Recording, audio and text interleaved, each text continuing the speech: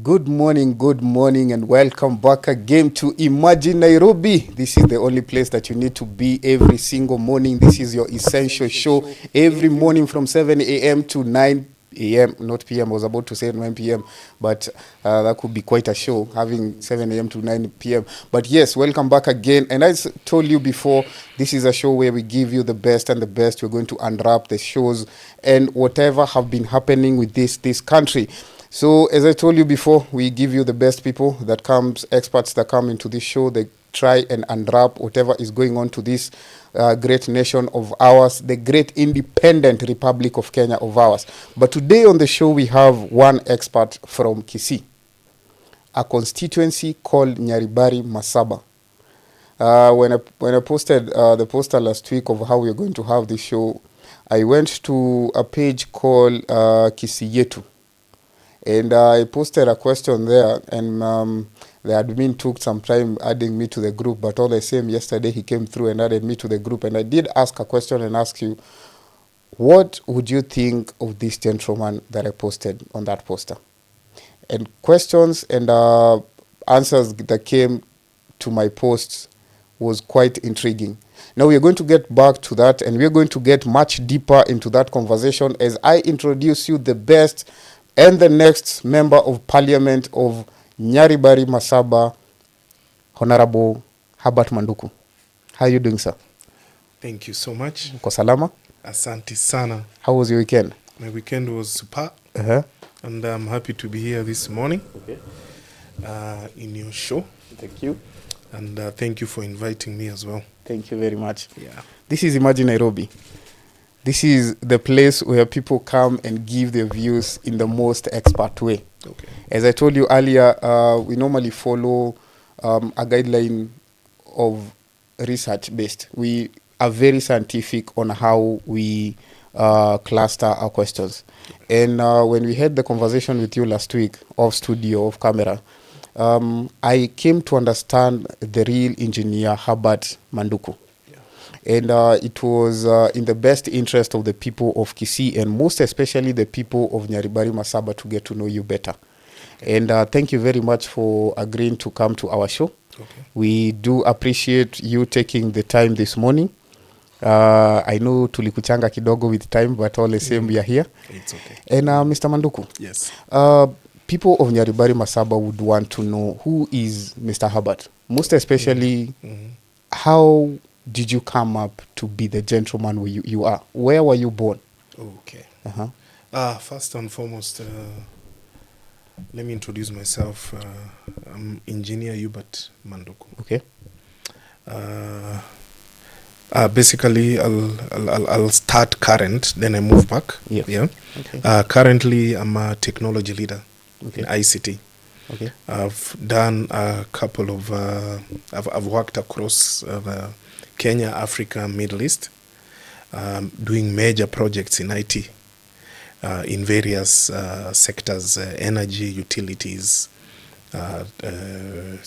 transport, SMEs, and etc. So my journey has taught me that development does not happen by accident. Okay. Yeah, you have to put in a lot of work when you're doing some of these things, and majorly, you must have a clear vision.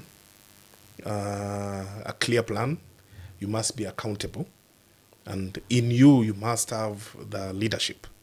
So basically, these are some of the things or the drivers that have necessitated me to think and to come to terms that I can be a good leader for Nyaribari Masaba. Yeah. So let us rewind a little bit. You spoke about who I am as a child, right? Exactly. You'd like to know that. Yes. I'm born to the family of the late Dr. Manduku. Dr. Manduku was an entrepreneur. He was a member of parliament. He was a doctor. Okay. He was the first in many things in Kisii. Yeah, I remember when I was a young man, he had a team called Kisii United Club, which he put together with one or two of his friends. And later on, he became the chairman of Shabana after he wound up the team. So growing up, I was born in Meru. That is where my father first started his private practice. Back in the years, that is where I was born. Then in the 80s, my father opened up his first practice in Kisii. That is the current hospitals and businesses where we have Hema Hospital in Kisii. So I've grown up in a medic environment, but I went to school. Of course, I'll start from the middle primary. I went to school in St. Mary's Mosocho. That is standard 5 up to standard 8. I was the top student in Kisii. Okay. Back in the days, I went to Mangu High School. 1994 to 1999. Finished Mangu, then went to India to pursue engineering. Though I had an ambition to do medicine, I didn't pursue medicine like the rest of my siblings. I think in our family, the only one who didn't do medicine. Who didn't do medicine or anything that is closer to medicine. All my siblings are in the medical field. They followed after our mother, Mrs. Florence Manduku, a very wonderful lady, who has put our family together for many years until the passing of my father. Now she's now leading the family.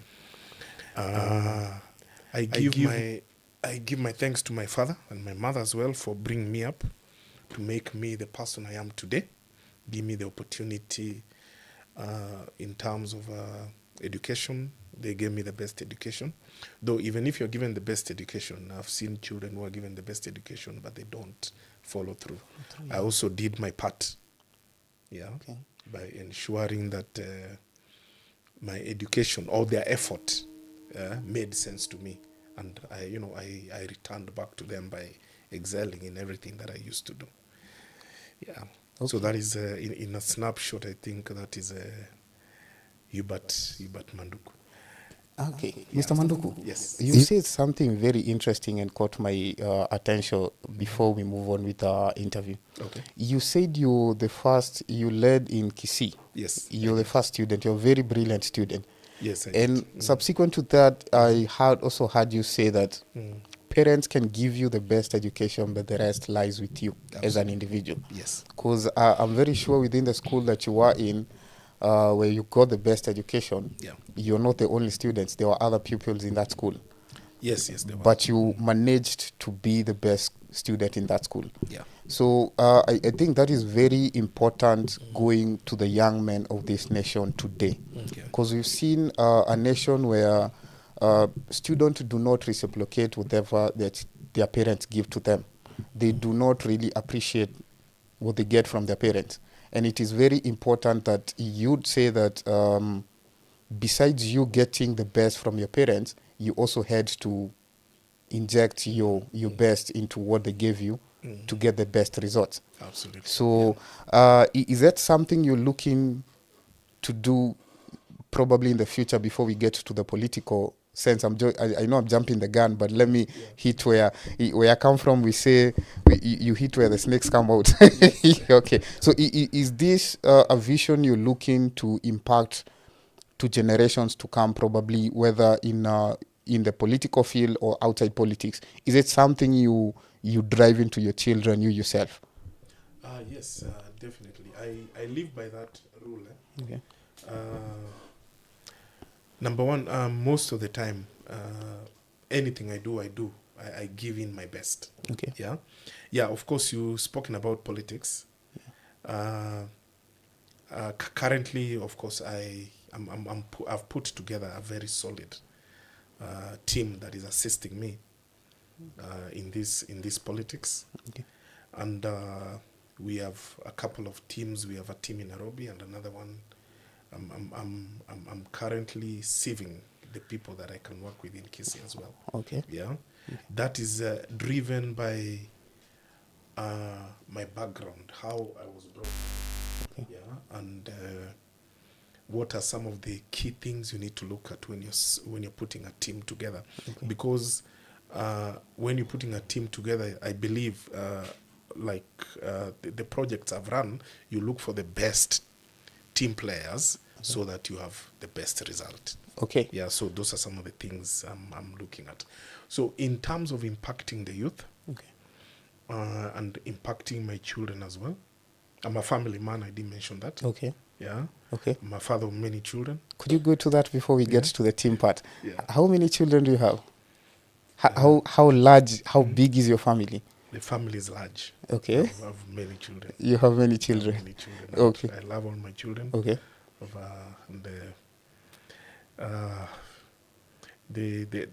They come from they're elderly. They're somewhere in their 20s. Okay. All the way up to Oh. about 2 years. Okay. Yeah. Okay. So That is very interesting. Yeah. So now, Mr. Manduku, Yes. we'll get back to the political growth now. You've mentioned, you've given us a package of how you grew up in a very summarized way. Yes. Most of the people, when you ask them about their childhood, they will stumble from one corner to the other. But you're very straightforward in, you can never make that up. You're very straightforward about how you grew up and the steps you've managed to get to where you are right now. And it seems like you've left a mark in the private sector. So would you tell us what exactly you've learned in the private sector that you could bring into the political space? Okay, fine. Pretty much, I've set up a couple of businesses. Okay. Yeah. Majorly, my company is called Lasso Technologies Limited. We develop softwares. Okay. And then we do enterprise solutions like Oracle, SAP. Okay. Those are some of the solutions that we offer. And in that environment, or in that space, I've managed to do a couple of big projects, both in Kenya, across Africa. I've been to about 20 countries in Africa, delivering solutions, either as a technical resource or the project manager. Okay. In the recent past, I just came from the Middle East, Abu Dhabi, and Dubai. I had a couple of projects there where I was the project lead, with a team of over 30, 40 people, where you're leading the team towards implementation of solutions. So pretty much, I think I can say that from the technical works that I've done, from the team leadership that I've done, I'm now ready to manage a constituency. Okay. Yeah, because if you look at even the budgets that I've managed, Okay. I've managed into tunes of billions of shillings. Okay. In terms of budget.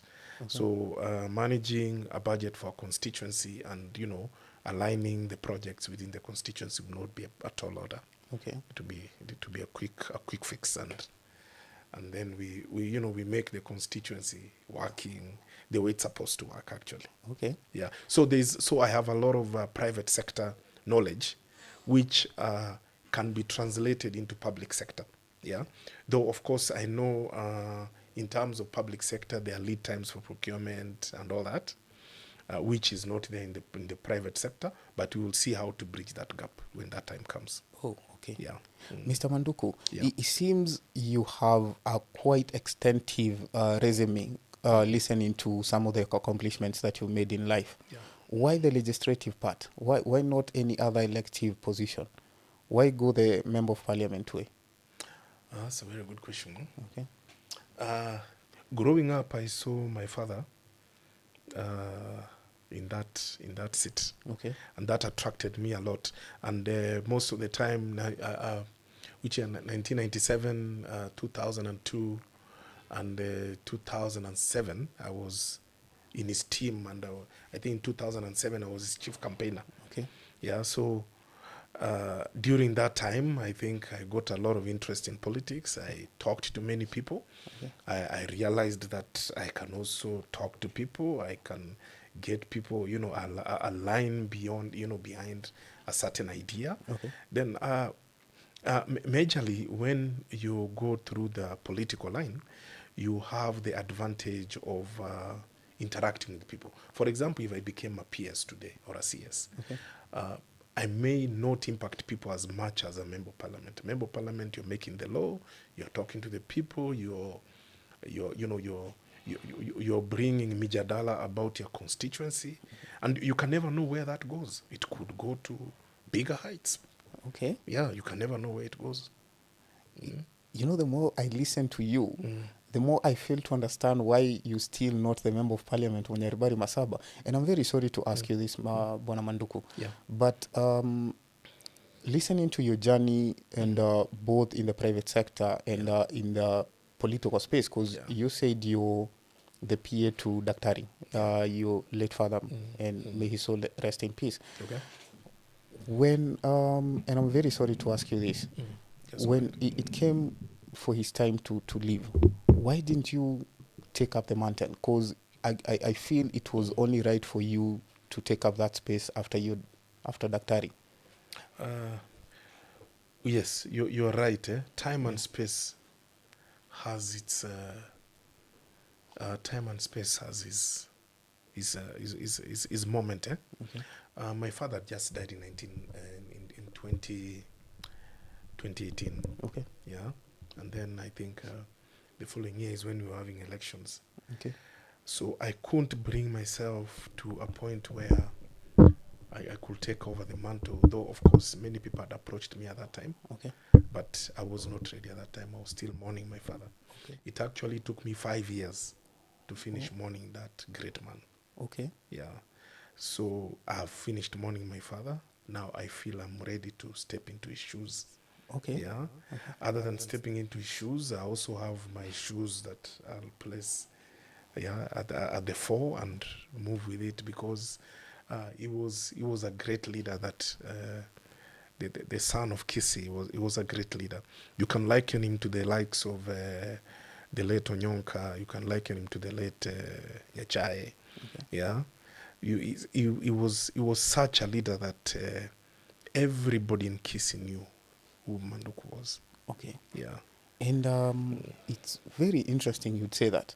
And I'm very sorry to also mention things. I'm going to keep on apologizing because that's a very gray area. I wouldn't want to step on anything that just would go ahead. Don't apologize. bring open wounds. Yeah. But we had a by-election recently of a member of parliament. Okay. And we got to hear some of the competitors to the departed son, who was also vying to get into the seat. And some of the constituents made some comments and said most of the family members of the departed feel more an attachment to the seat, and they feel like they're losing to something. They feel more entitled to that. But it seems to you were very independent, and you did not consider that to be your birthright. You saw or you kept the interest of the Nyaribari Masaba people ahead of your feelings. Do you feel like something was taken away from you that was rightfully yours? No, I don't feel like something was taken away from me. Okay. And it's not my birthright. Okay. It is just a calling. Okay. Yeah, it is it is something I would like to do to the Nyaribari people. Okay. For instance, after my father, I've not seen any notable development in that constituency. Okay. Yeah. Okay. Though we had people like Mheshimiwa Machogu who came in, he did a great job. Okay. We had Sam Ongeri, Professor Sam Ongeri. Okay. He was a very close friend to my father. He did a lot of work as well. Okay. So these are the three people whom we can say did notable work in the constituency in terms of development, in terms of putting people together, in terms of, understanding and listening to the people.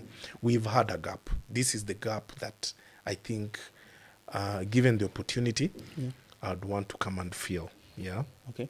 Yeah. I was going to ask you why the people of Nyaribari Masaba should trust you, but I think you've compressed everything within that question in so many answers. Because the fact that you let something go that your father really worked for, because I've participated in some campaigns, and I know the amount of draining it takes the family, not even the contender, the family, to do the campaigns. Yeah. And for you, because you were of age, you could have contended for that seat. We've seen some members of parliament who've taken after their fathers who are below refined, I would say that for lack of a better word.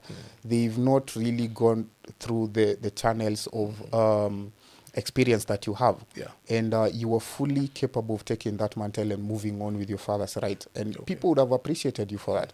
Yeah. But you decided to put the interest of the people ahead of your own. Yeah. So I think that is something for people to trust in. So I will not bargain you, I will not bother you with that question. But what I would want you to tell the people of Nyaribari Masaba is this. What is the vision that you have for them moving forward? Because quite honestly, I've been doing some research on Nyaribari Masaba. I'm not from the constituency, but I've done quite a bit of research on that. And I've seen some of the things that which you're going to tell us, some of the things you've been very vocal about, plus your experience in the technology sector. What exactly are you looking to inject into Nyaribari Masaba that you feel there's a huge disconnect right now? First and foremost, I bring value Okay. in leadership. Okay. Yeah, and the value I'm bringing, number one, which I think is has really knocked down many parliamentarians, the senators, is integrity. Okay. Yeah, our leaders lack integrity. Yeah, accountability. Our leaders lack accountability. Yeah, all of them. Sorry, even I only want to go that direction because it will look like I'm witch hunting. Okay. I'm not sure if I should say this. Please do. Yeah, even the current leadership in the constituency. Okay. I've gone around talking to people. The service is lacking. Okay. Yeah, inclusivity is lacking. Yeah, accountability is not something that the people of Nyaribari Masaba are enjoying currently, because of failed integrity. Yeah, where you realize that the things to do like projects, they are preserved to one or two people. Okay. You understand? Okay. So that inclusivity of everybody in Nyaribari to come on board and support this constituency, that is lacking. Yeah, it has become something to do with titles, and responsibility and delivering results to the people has actually flown out through the window. You understand what I'm saying? Yeah. I know there's time. The leadership can still reform. Yeah. And come August 2027, let the best man win. Okay. Yeah. It's quite interesting that you would bring up the issues of integrity. Yeah. And the incumbent member of parliament for Nyaribari Masaba, Daktari, has a mention in one or two cases on graft cases. Yeah. Do you believe the man is quite innocent, as he says, or is there something he needs to answer for? You see many of these things, when you see smoke, there's fire, right? There's fire. Yeah. Okay. So, and I think these cases are still in court. Okay. Yeah. Yeah. So I cannot be the judge here now. Okay. But where there's smoke, there's fire. There's fire. And he needs to deal with that. Okay. You're right. Okay. You get it, eh? Okay. He needs to deal with that. Okay. But generally, I've interacted with him. He's a gentleman. He's a good man. Okay. He's a very friendly person. Okay. Yeah, I know him. Okay. He's called Daniel. Okay. He's a good man. He's a good man. Yeah. But all the same, I think it's Churchill that said, whenever a man is mentioned of his goodness in one or two cases, just know there's honey deep. There's a finger deep in the honey. In the honey, in the honey jar, eh? Yeah, there's Yeah. something of the sort that Churchill said of the sort. Yeah. So now my question I would want to know, Yeah. because Mr. Daniel Manduku shares a name with you. Yeah. As earlier you were explaining, people of the same age share a name in Kisii. Yeah. So he's also a distant relative of yours. Yes. So you might know him as a person more in a personal level than the rest of the people that would know. Okay. So my question to you is, Yeah. are the people of Nyaribari Masaba in safe hands as it is right now? The people of Nyaribari Masaba, the ones I've interacted with, they are a bit uncomfortable because of delivery of work. Okay. Yeah, but I know there's still time. I would advise him, let him go back to the drawing board, let him see where the shortcomings are, and make amend quickly so that he can, if he needs to defend his seat, of course, which he is, he needs to quickly, put his act together and start talking to the people. Yeah, and let him work for the people. Ideally, at the end of the day, is work for the people, right? For the people. Service. Offer service. Offer service. Okay. It doesn't matter. Yeah, he's my main contender in 2027. But he's a good brother of mine as well. But offer service to the people, Nyaribari Masaba. Nyaribari. Yeah, there's still time. It's about 14 months, I think. Mr. Manduku, you're very interesting as a politician, and your attitude towards politics quite. Most of the people would say you're headed in the priest way more than you're headed to the politics way. But let me ask you this question, because there's something I'm really trying to target. Okay, fine. What are the three major issues you would handle in Kisii, Nyaribari Masaba right now if you're the member of parliament? First, youth. The first thing is youth unemployment. Okay. Yeah, I'll make sure that we look for ways of getting our youth busy. The second is the low farmer incomes. We have farmers who work very hard. The growing seasons can be 3 months, 6 months, up to about 8 months. You get a crop, you've worked. Then when you get your incomes, it is very low. Third is the infrastructure.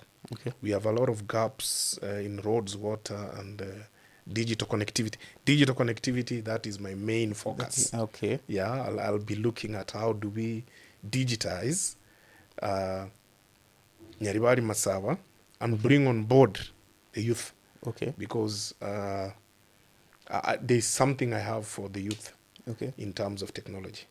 Yeah, these are basically the areas where I see we can, quickly put together for Nyaribari.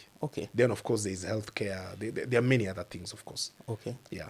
Now, you see, one of the major responsibilities of a member of parliament is representation.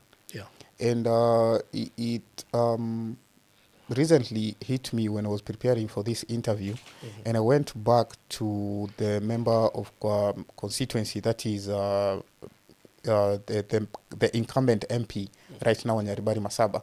And I'm very sorry to keep on putting you on this spot, but we need clarity on this, because this is something that people of Nyaribari need clarity on. There seems to be a very huge deficit on representation within that constituency. Looking in parliament, because I quite feel right now there should be a threshold of how members of parliament attend parliament and actually give representation to their people. Also, there is also the issue of unemployment. I remember one funeral I was watching on YouTube, and a very prominent member of the political class within that constituency, Mr. Omanga, said that the whole issue of Nyaribari, the main issue of Nyaribari is unemployment. And I quite feel like the member of the constituency, because right now it has shifted from representation in parliament, and most of these people tend to think that work is done in mashinani, whereas there needs to be a balance of both representation and the legislative part of it. There seems to be a very huge imbalance in that. Why do you think that is? Quick one. I will go back to the electorate. Yeah. And then the system as it is. most of these people were in parliament, in this 11th parliament. Okay.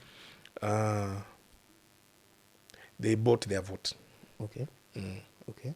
You understand what I'm saying? I understand. There was one gentleman from Kiambu, I'll not mention his name. Okay. Many years back, I think, when he was looking for an electorate seat, he expressly told the mothers that I paid you for this seat. Yes. You understand? Yes. So that is the attitude Okay. that many of these parliamentarians have. Okay. So I like the approach of Justice Maraga, Okay. where he goes, he meets the people, he tells them, hey, I'm not giving you money. Yeah. What I'm bringing to you, yeah, is governance. Yeah. Okay. I want to bring governance to you. I want to bring a good economy to you. I want to bring a semblance of, of a good country. Yeah. Okay. Let me borrow this word. I want to bring Singapore to you. Okay. You understand? Yeah. But then the people have been brainwashed so much that when you see a Mheshimiwa, yeah, you're asking for money. You understand? Okay. The salary of a Mheshimiwa is 800,000 shillings. Okay. Yeah.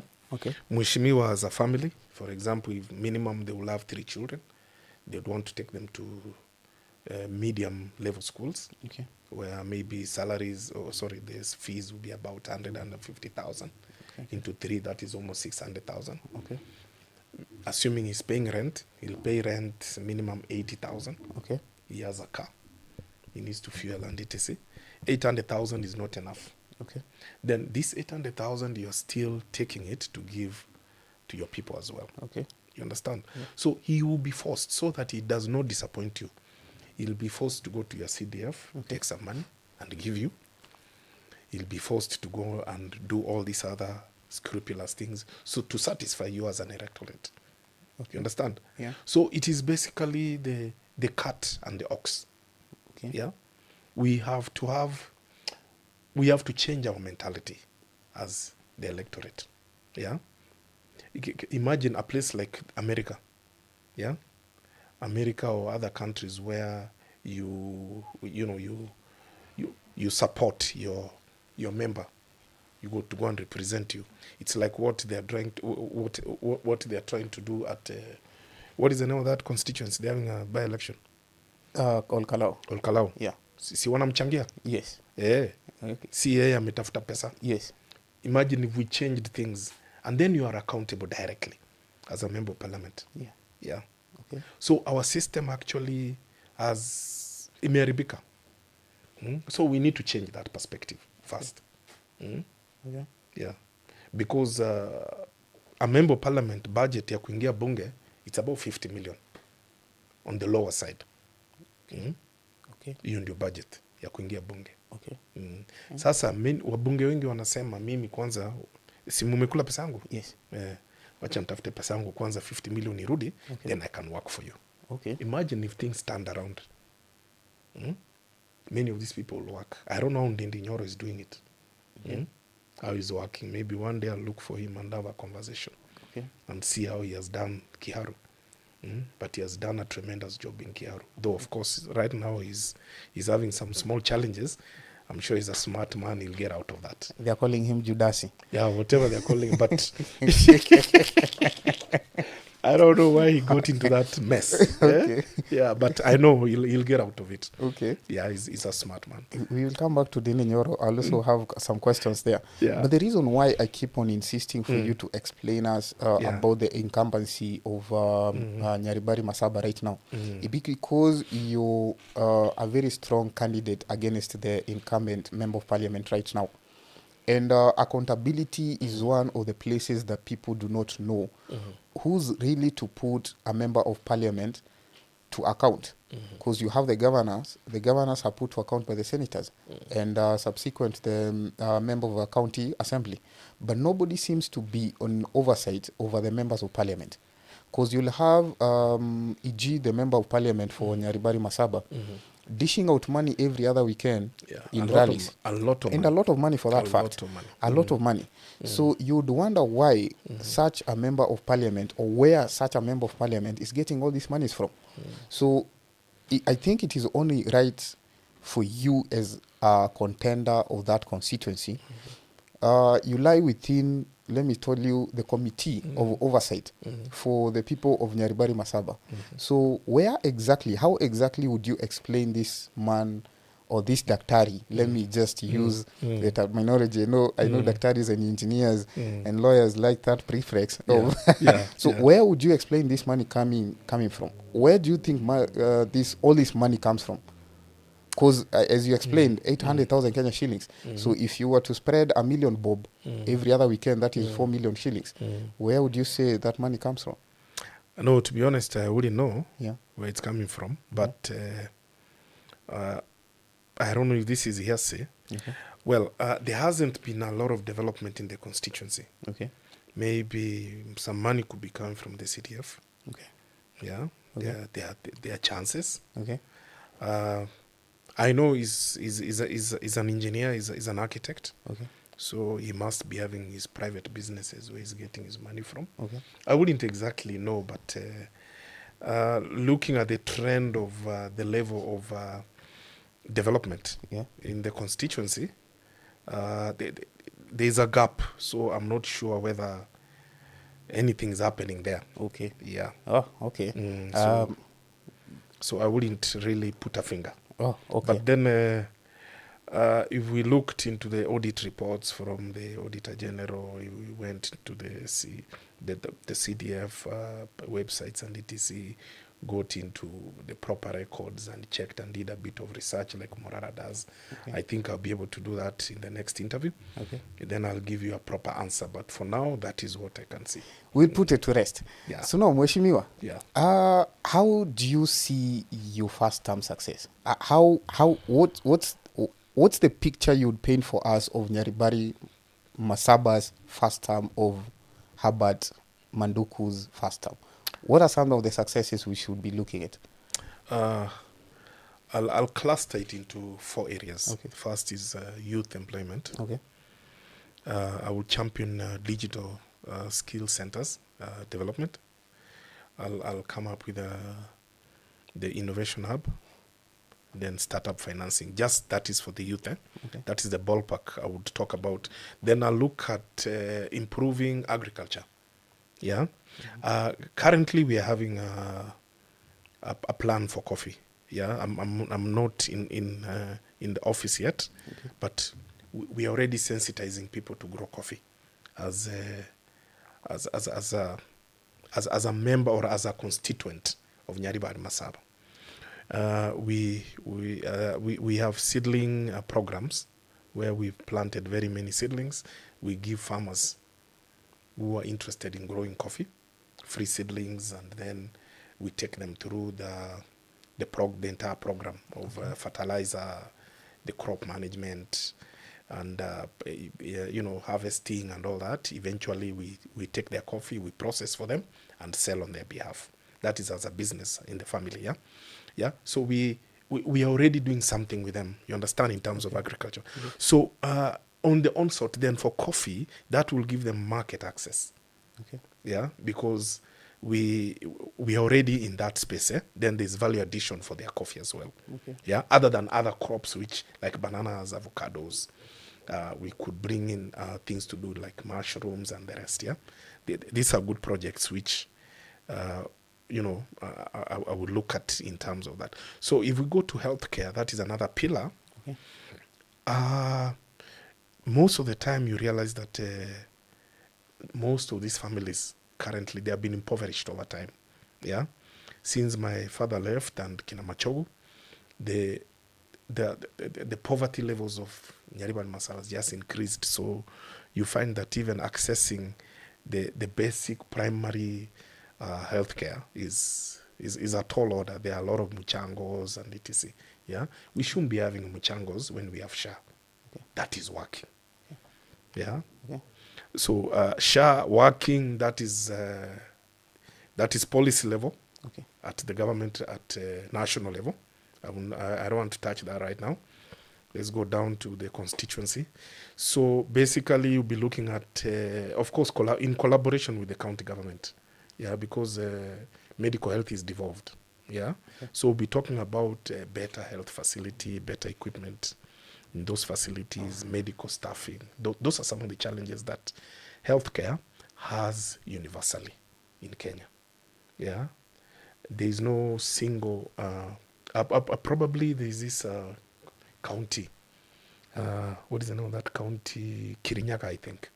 Kirinyaga have managed to put together their healthcare. You need to do a show about that. Okay. They are doing very well. Yeah. The lady governor, Waiguru, Yeah. she's ranking top in terms of healthcare in Kirinyaga. I'll take a look on that. So that is something that really you need to look at and see how, or personally I need to look at and see how I can bring it down to Nyaribari Masaba. Okay. Then eventually to the county. Education being the pillar of any economy. Okay. Because education pretty much, you're preparing the young economy the young people to take over. We are aging. Exactly. Yeah, and at some point we are all going to be redundant, right? Okay. So we must prepare the younger generation to take over. You understand? Yeah. Without favor or prejudice. Okay. Yeah, like I remember back in the days, I'll not mention the name of this gentleman. He was a great leader in Kisii. He used to say, you cannot sharpen your own spear. You cannot sharpen your own spear. Yeah. Yeah, he was member of parliament for many years. Okay. And he really suppressed the people of his area until he died. Okay. May God rest his soul in peace. So this gentleman he was very close to, I think, Kenyatta, then Moi. He was in both governments. He said, no, you cannot sharpen a spear for yourself. Yeah.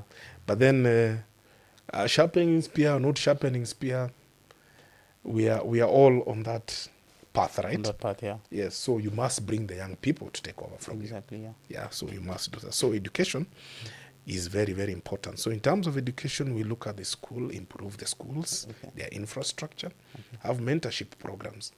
Yeah, because many of these people, especially the people in Kisii, you realize if you put a child born, grown, studied in Kisii here, and one grown in an urban area, there is a big difference. Exactly. Yeah. The gentleman the child in the urban area, there has been a lot of mentorship programs. Yeah, they have opened up there. They know quite a number of things. So there is that disconnect. You understand? Yeah. So we can have these mentorship programs so that we try and raise the quality of this child. Yeah. Other than education, there are a lot of other life skills which are very important to make a person. All right. Then the sweet spot is technology and digital economy. Okay. Yeah. I would like to see where Nyaribari Masaba is the Silicon Valley of Kenya. Yeah. Okay. That is basically where my sweet spot is. You're a stronghold. Yeah. Okay. Yeah. I want Nyaribari Masaba to do that, to be the Silicon Valley of this country. Of this country. Okay. Yeah. You seem to have the whole plan laid out for your whole term. But I would want to get some specificities on some of the issues or some of the highlights that you've given us, which is very good because most of the members of parliament, as I mentioned earlier, they know they want to be members of parliament, do not have the kind of plan that you do. Yeah. When you mentioned startup financing, I would believe that you're referring to the youth. I'm referring to the You're youth. referring to the youth. Yeah. Now, matters of accountability get in question whenever people hear some financing. Some money. Yeah, some money involved. Money, yeah. Yes. First of all, where would you source for startup financing? Okay, fine. Number one,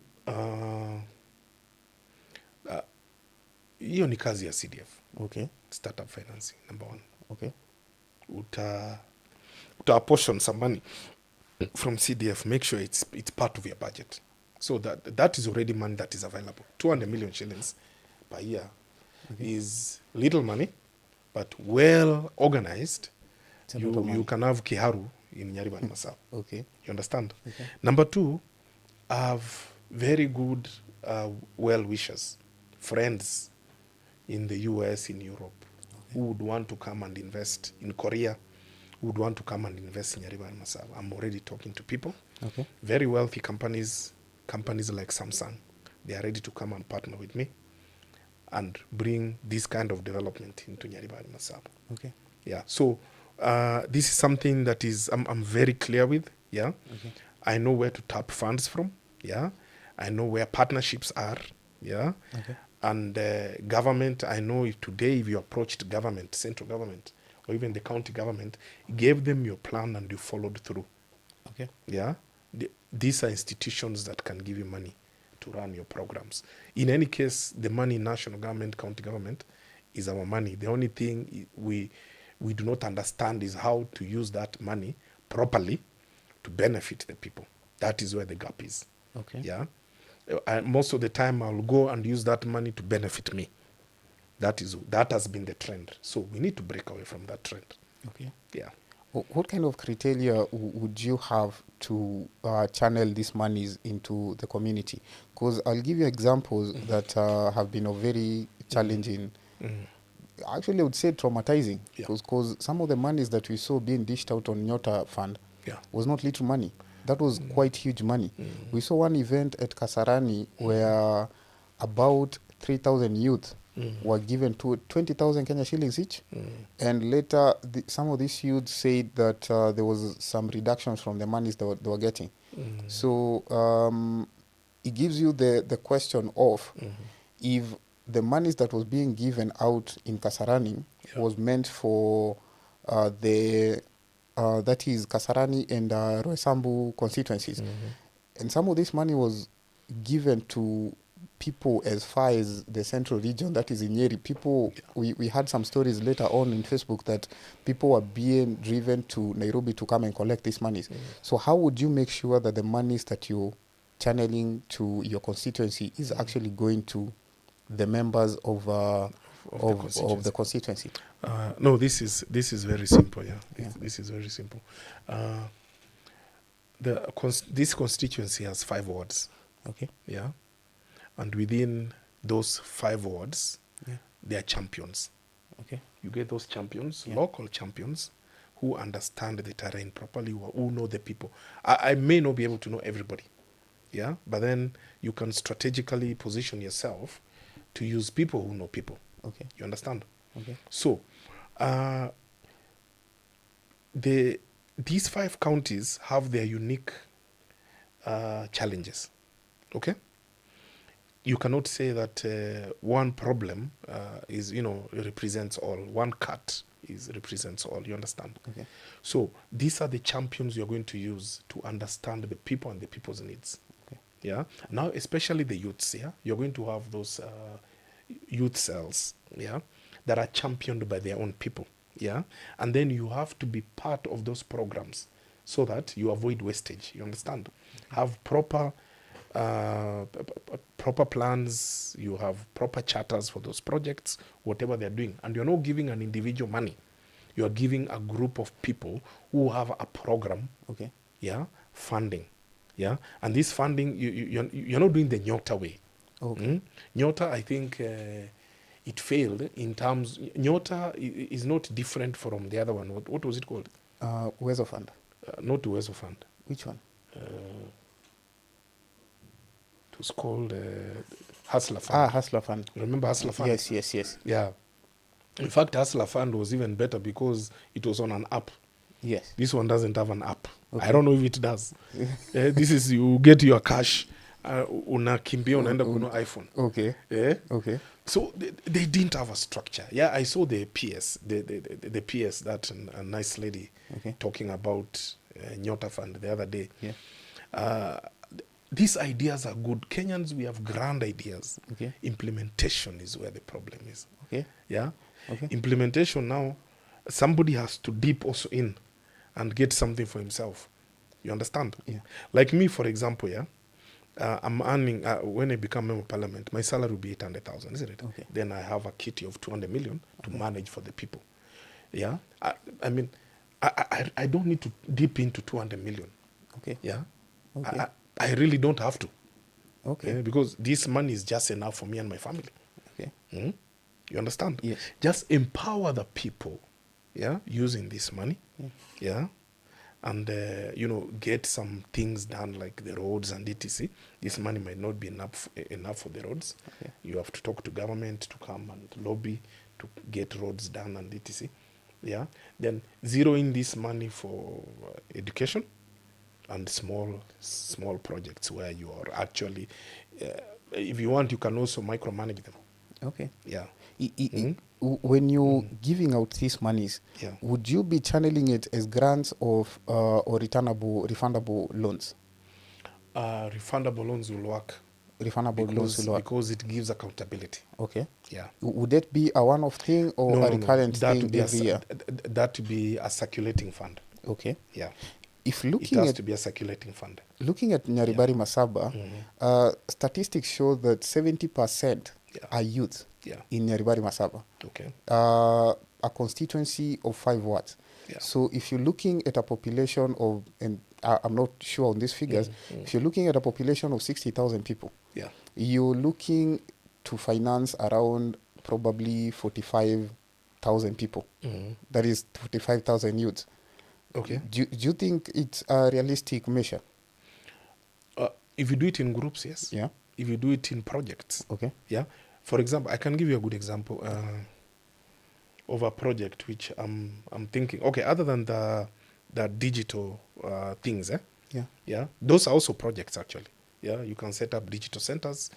They go there, they do online jobs. Okay. Si umewasaidia? Umewasaidia. Yeah. Okay. At the end of the day, wanapata mshahara, si ndio? Okay. Maybe somebody is making about, is it, on argument's sake, about 10,000 shillings a week. Okay. Or 20,000 shillings a week. Yeah. Yeah. Sio ni mtu umesaidia? Ni mtu umesaidia. Yeah. Okay. Na kwa sababu you've put an infrastructure that is assisting that side. Yeah. Okay. Things to do with farming. Assuming you do value addition for banana. Okay. Yeah. The youth are, you said 70%. Yes, Yeah. that is the correct number. Yeah. Mhm. Oh, okay. And these are the people now you have to work with them and let them change their perception about, for example, going to the farms, Okay. rearing animals, dairy farms in central Kenya. They have even they even have their own creameries, right? Yeah, those are things that can be done. Okay. Yeah. Mhm. Okay. Let them rear animals that bring them money. They do pigs. I don't know if that would be allowed in that region because I'll have to talk to the pastors first. Yeah. Yeah. I know the taboo around that area. No, we are Adventists. Yeah. And pigs is, I don't know, I'll talk to the pastors. Okay. Yeah, and find out whether that is a project that can be done. Okay. So when you introduce such kind of projects, Yeah. and you put these people in groups of 20, for example, Yeah. yeah, let them manage their project. You come in, you see that they're actually generating money, yeah, and this money, they have to return it back.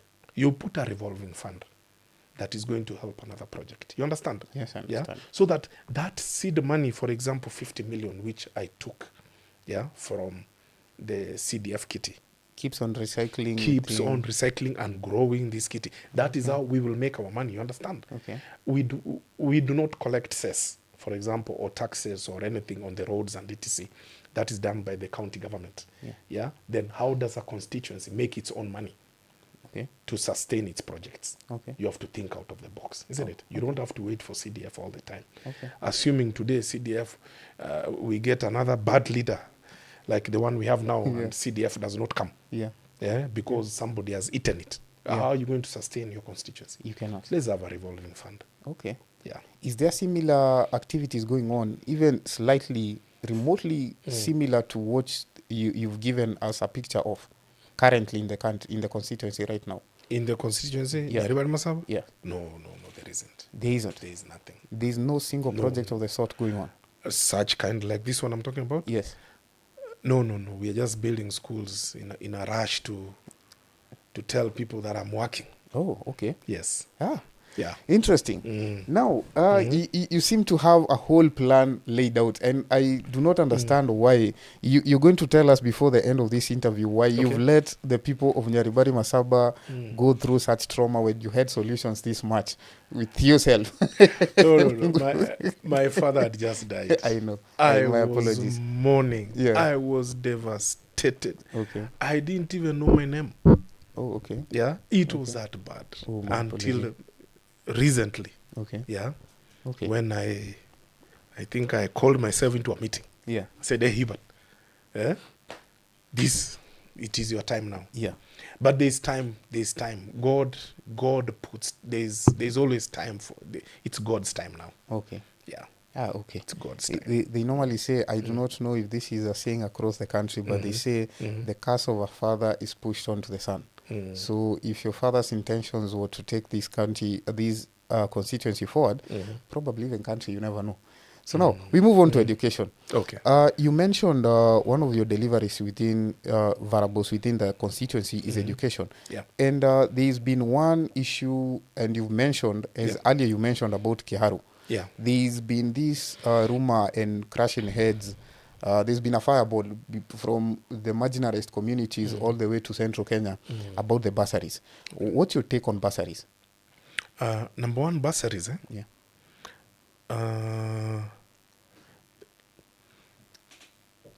This is a function of a member of parliament to issue bursaries to deserving pupils or students. Yeah. My take on bursary is like free primary education. Yeah. Every child who is in a school that is in a jurisdiction of a constituency should actually enjoy this bursary allocation. Yeah. Okay. So there has to be a lot of transparency around issuance of bursaries. Yeah. And then the issue of who do you know should never crop in. Yeah. It should be equitable. You understand? The distribution of bursary should be equitable. Though, of course, if I go back, the history of bursary, if you understand the word bursary, if you define the word bursary, it is actually you could say it is money that is going to assist a needy person or a needy child. That is why bursary is. Yeah. Okay. Yeah, but then that is when it was promulgated many years back that there are bursaries just to give, to cushion, the families that were not able to take their children to school. Okay. But this has, it has really changed. Yeah, so maybe that name, even bursary, should just be changed. It should be assistance, school assistance, Okay. Yeah, for all children. For all children. Yeah, it doesn't matter your background. Okay. Yeah, because all children are our children, isn't it? Exactly. Yeah. Okay. Yeah. So you get what I'm saying? I get what you're saying. And there was quite a bit of a discussion last year where one member of parliament, actually, I do not know to say retired or a defeated member of parliament, made a comment and said on one of our mainstream former media. member of parliament. Yes. Yeah. He said in a conversation in one of the media houses. Yeah. And he said he does not understand why we need to have a whole ministry of education giving capitation to the national government through the Ministry of Education, giving capitation to schools. Then we need to have another cluster of funding called bursaries on the same financial line of education.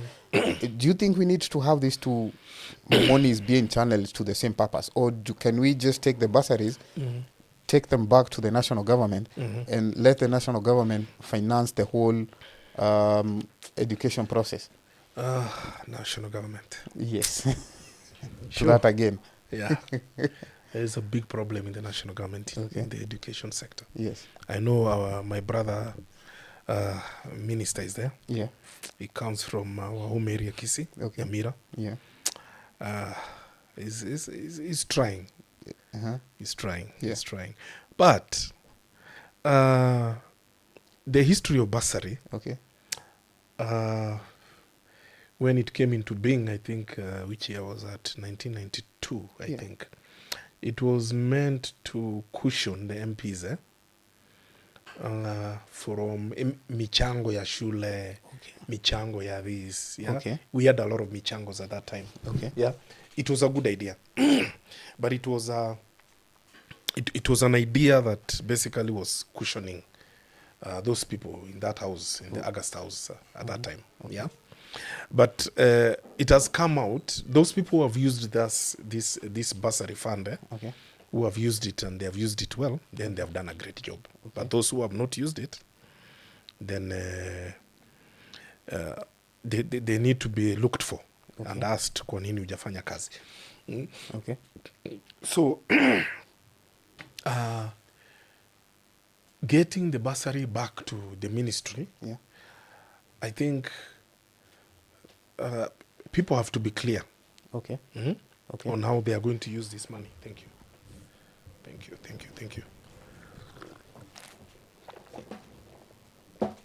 On how they are going to use this money. We have a very corrupt government that even a shilling, you really have to take care of it at an individual level. You understand? Yes. If it goes to another pocket, then you will never see it. You'll never see it. Yeah. So I think bursaries are okay where they are for now. Until we clean up our government. I know Matiang'i is going to clean this government. Yeah, if Matiang'i is a man who I respect very much. And I pray that he becomes the president. And he cleans education and this bursary. Then we can talk about bursary. We can take now bursary to government that will distribute up to the last coin to every Kenyan, every deserving Kenyan. Yes. Interesting. You mentioned Matiang'i. We'll come back to that. We'll come to Daktari. We'll come to Daktari. We'll come to politics now. We'll come to Daktari. Yes. The reason why I'm so bent on you giving us your plan. Yes. During our conversation, our off-record conversation, you seem to have this whole idea of how you can change the constituency, that is Nyaribari Masaba. Generally, normally, especially in these campaign times, I know the country has already shifted from development to a whole campaign mode right now. We are not even waiting. The whole IBC had to make declarations that it hasn't opened the campaign period. But we see people on weekends nonetheless, roads are being closed all over. But you seem to have a very more theoretical and technical way of changing your constituency.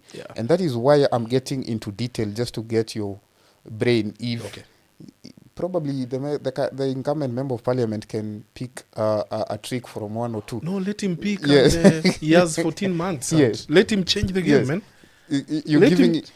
Let him change the game on his way out. And I said, and he keeps a good name that when Dan came, this and this and this is what he did. Because for sure, Dan needs to be one term like his president. Yes. No, that is the political spirit. You seem to be very lenient on your opponent. You need to come up guns blazing and telling him this is exactly what you need to do for this constituency. You're not campaigning for him. But all the same, as we wrap up on education, the digital learning, this is your space. Technology is your thing. Technology is where you've excelled so well within your private sector. And they say technology is not accounting. Technology is not teaching. Technology is an evolution that keeps on changing. If you walked into a technology class today, you probably will learn something very different this afternoon. So what exactly are you looking to inject into our schools, into Nyaribari Masaba schools within your tenure? In terms of technology now. Fine. Now, technology is actually a way of life now. For example, I can give you a very simple technology, which is called mobile phone and M-Pesa. That is technology, isn't it? Yes. Everybody is using technology. Nobody, hata ule mama, ule wanaita Wanjiko. Anasema nipe mpesa. Unampesa. Hiyo M-Pesa, hata ni mpesa. Ni mpesa. Mpesa. Technology, we cannot run away from technology. True. And if you look at the countries around the world, that have excelled in technology, Yes. their GDP is sizable, Okay. isn't it? Okay. So that is the shortcut to uptake technology at constituency level. Yeah. That will, of course, percolate into other neighboring constituencies. Yeah, but if we can start with one and do it honestly, you understand? Honesty is actually the key word. Yeah, Okay. you get me? Yes, I get you. Because I can talk all these things, nice things, but probably I've put my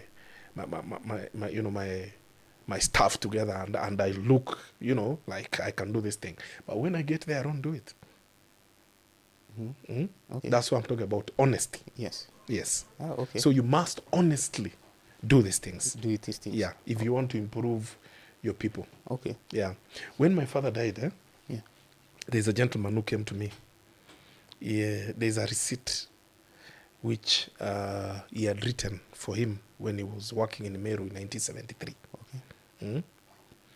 I think this gentleman wanted some assistance from the medical fraternity in Meru. There's something he needed done, some extraction or something, I'm not sure, I can't remember. This guy came and looked for me. We just buried Mzee. He came and looked at me and told me, Hubert, your father gave me this thing in 1973. He has laminated it very well. And he has kept, because this helped him. That is very old history. Imagine leaving a legacy like that. Okay. You get it? Yes, I get. Yes. I don't want people to remember me as the MP who came and squandered the CDF. The MP who came and did all kind of nonsense in the constituency. I don't want to be remembered as such kind of a person. A good name surpasses great riches. Exactly. Yeah. That is quite interesting. You said a good name? Surpasses great riches. Oh. Wow. Mr. Manduku, Yeah. I'll jump on to health. You seem to have both inherited more Kenya and a whole plan for your constituency. The reason why I say more Kenya, it is because health is one of the main challenges we have in the country right now. And your family has had experiences with the health sector for quite some time now in this country. And most especially in Kisii. And you would have a heads up on some of the challenges that Kisii has with matters health. Okay. So how would you be looking to help the constituency? I know most of those issues lie with the county government, but you also, as a member of parliament, within your representative roles, might feel the need to pitch in into this and give solutions to such matters. Okay. What exactly would you be looking to help the county government in your own constituency in matters health? Okay, matters health. First of all, health is divided into two broad sectors. There's the public sector health and the private sector health. Okay. Yeah. And the public sector health, more the governance, it dictates the public, the private sector health because of this SHA. Okay. Yeah. I know Waziri Duale is doing a lot of work to make sure that SHA works. Okay. Yeah. And in many quarters, many people have told him SHA is not working. He insists it's working. He needs to go to the ground and, dirty his feet and make sure that SHA works. Yeah. SHA is actually for every Kenyan. Okay. Yeah. He's putting a lot of effort, but probably the people who he has put in various positions are the ones who are failing him because I see he has a lot of zeal. He needs to make sure that this thing works. Okay. Yeah. Okay. But then he needs probably go back to the drawing board, ensure that, number one, the private hospitals get their payments because they are not getting paid. We have a hospital also that has run into debt where we as family have to get into our own pockets and continue treating the Kisii people. You understand? Okay. So when patients come there, we don't chase them away. Yeah, these patients come, we treat them, and we use our money as a family, make sure they have the best kind of care in Hema Hospital, yeah? And then they are discharged, they go. You understand? Yes. So Then we wait for 6 months up to a year, yeah, to get money at disbursement from SHA. Okay. Yeah, this has affected all private hospitals.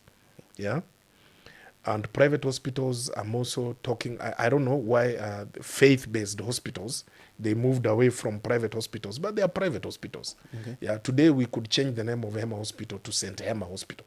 Yeah, will it be a faith-based hospital, or it will be a private hospital? Yeah, you understand? I understand your point. Yeah, so broadly speaking, it's either you are a government hospital or a private hospital. Okay. Yeah, so the faith-based hospitals, they should come and join this other fold so that we work together and push for this government. We should not be pushing government to pay. Okay. Yeah, this should be automatic. Okay. Yeah, it should be a standing order Okay. that comes and pay these hospitals. You understand? Yes. Yeah. So in terms of the hospital, number one, the other day, I think the government promised that they are going to hire, is it 60,000 nurses? That is a good thing. Okay. Yeah. As a member of parliament for Nyaribari Masaba, I'll ensure I go and lobby and make sure that at least a good chunk from my constituency who have qualified, Okay. they also get hired. And let them not work in Nairobi, let them bring service back home. Okay. They come and work, because these are, having a nurse, it's about 2-3 years to create a nurse, yeah? Yes. Yeah, it's a long time, from nursery all the way up to college, university. So they need to bring that skill back home, okay? For the same reason, I'm also bringing the skill, my skill, back home, yeah? Then they also access to essential medicines, which is very important. Okay. We make sure we liaise with the central government, liaise with county government, look for friends in KEMSA, in all these nice places. Let your facilities be equipped with medicine as well, and also encourage more hospitals to come up, private sector hospitals. Yeah, but we have to fight for them to make sure that their payments are coming in time. Okay. Yeah. Honorable Hubert, let me ask you a question. Yeah. One of the issues we have in this country is somewhat, I do not know how to cluster it, whether corruption or some disconnect within the private sector and the political class. And one of the reasons I say this, because you've mentioned about lobbying for more employment, more trainings within the health sector. That is the nurses and the doctors. And I remember something, the doctors practitioners association thing. They said we do not have an issue of doctors in this country. The issue we have is the payment issues, the appreciation levels of the doctors, the health practitioners in this country, all the way from the doctors to the lab technicians and the nurses and all that. If you look at the KMTC produces almost 2,000 students per quarter or something. Yearly. Yes. Yearly. They graduate 2,000 yearly. Yes. If you look at that, then we do not have a shortage of labor in this country. If you look at last week, there was a circular going around of the CS, as you call him, Bonadole, withdrawing MP Shah as one of their suppliers. One of the main issues we have in this country is the facilities we have within our healthcare. And that gap is filled by the private sector. That is the private hospitals. And it is not a shame. It happens all over the world. Some of the deficits that the government cannot supply, the private sector comes in and fills those gaps. When this government came in, we've seen a lot of fights between the private hospitals and the government. And most of the issues we have is that the government withdrawing suppliers, and that is the private hospitals, supplying for SHA. That is the health plan now they brought after NHIF. If you're looking for an individual from Nyaribari Masaba, who's a civil servant, who cannot raise 100,000 Kenya shillings to go to a private hospital and get the service they could get otherwise if they do not have the SHA, then that person will not go to that private hospital. They will not get the services from that private hospital.